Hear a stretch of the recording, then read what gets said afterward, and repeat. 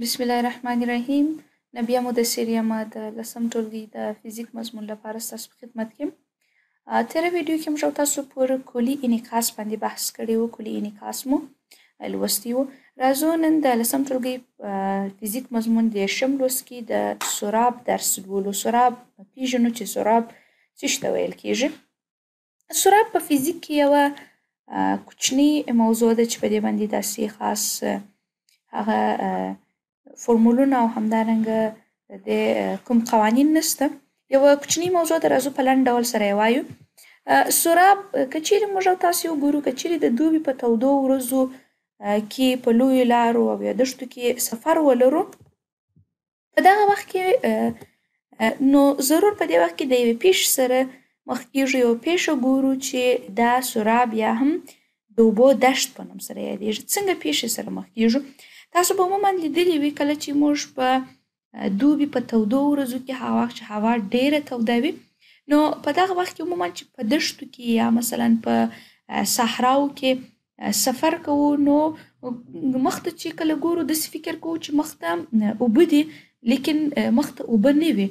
دغه پېښه چې موږ ورسره مخ کېږو دغې ته خپله سراب ویل کېږي. دا ولې رامنځته کېږي؟ د دې دلیل موږ داسې ویلی سو چې کله چې د دوبي په تودو ورځو کې د ځمکې مخ تود سي، د ځمکې مخ نه د ځمکې فرش دا تود سي، نو د هغې د هوا دغه د حرارت درجه چې ده دا د ځمکې سطحې ته سره کم ده. د هغې هوا د حرارت درجه چې د ځمکې سطحې ته نږدې ده لوړېږي. هغه هوا چې د ځمکې سطحې ته نږدې ده د هغې د حرارت درجه هم سره کم کېږي، د دې سره لوړېږي. په نتیجه کې کثافت او د انکسار ضریب سره کم کېږي، کوچنی کېږي. په نتیجه کې څه کېږي؟ په نتیجه کې کثافت د انکسار ضریب کوچنی کېږي. په دغه وجه د هوا طبقې په مختلفو ارتفاعاتو کې مختلف کثافتونه او د انکسار ضریبونه لري، چې د همدې په نتیجه کې موږ د اجسامو تصویر په معکوس ډول سره وینو چې دغې پېښې ته پخپله سراب ویل کېږي. یعنې سراب کله چې په د دوبي په ورځو کې دغه د ځمکې فرش چې دی دا ډېر تود سي، د دغه د تودوالي له امله د دوی د کثافت د انکسار ضریب کوچنی کېږي. وختې چې دا کوچنی سو، نو د هوا په مختلفو ارتفاعاتو کې د کثافتونه او همدارنګه د انکسار ضریبونه چې دوی لري هغه سره کم کېږي، بدلیږي، مختلف کېږي سره.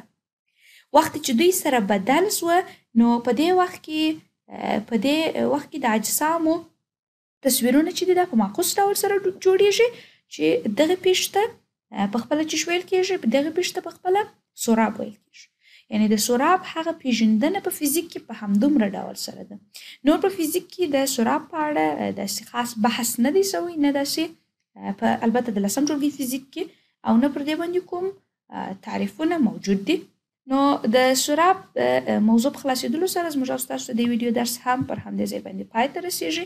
په راتلونکي ویډیو کې به موږ او تاسو پر ظاهري ژورتیا او حقیقي ژورتیا باندې بحث وکړو. تر بلې ویډیو پورې ښه ورځ او ښې چارې.